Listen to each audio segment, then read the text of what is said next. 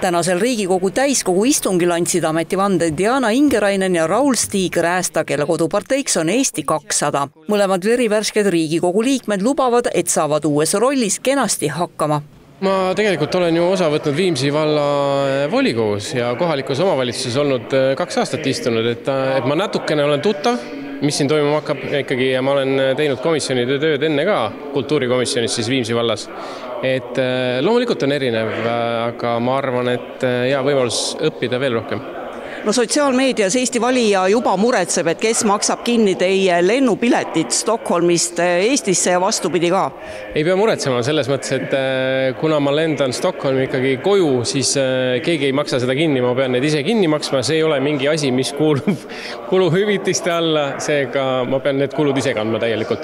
Eelnevalt on poliitikasse tulnud perearstid Karmen Joller ja Eero Merilind. Nüüd on jõudnud Riigikoguga doktor Ingerainen. Mul on hea meel tõdeda, et kõik, kes on ka siia Riigikogusse tulnud, et nende keskused töötavad suurepäraselt edasi.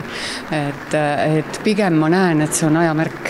Et võimalik, et see esmatasand ja selle tähtsus kui tervishoiu vundament, et see vajab uuendamist ja see vajab uut lähenemist.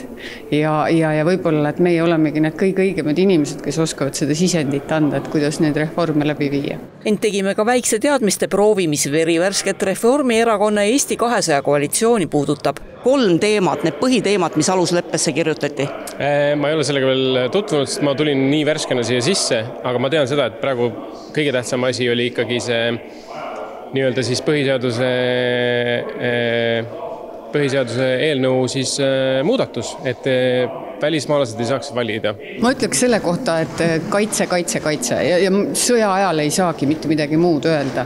Aga lähme edasi.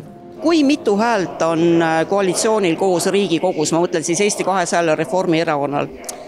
No 52 häält on koos, ma saan aru, et see koalitsioonil ja koalitsiooni ja opositsiooni nii-öelda siis häälte vahe on väga-väga väike.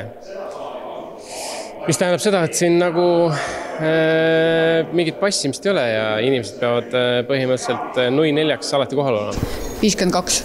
Aga mida ütles teie erakonnakaaslane Hendrik Johannes Terras, kui temast sai regionaal- ja põllumajandusminister, miks ta sellele kohale sobib? Mul on 3 varianti ka. Et siin on nüüd see, et kas üks nendest on õige või kõik variandid on õiged. Esiteks A, ta on ainult 6 aastat linnas elanud. B, tema vanaisa on veterinaararst ja ta on olnud väga sageli tema töövari. Või C, meil kõigil on maa vanaisad, vanaemad ja ka maakodud. Et milline õige on? Ma olen Hendrik Johannes Terrasega öelnud ainult tere veel praegu, et ma arvan, et ta on nii võimekas mees, et need kõik sobivad talle väga hästi. Ma pakun seda variant B, et ta ütles, et ta käis vanaisjaga koos. Tegelikult on kõik variandid õiged. Selge.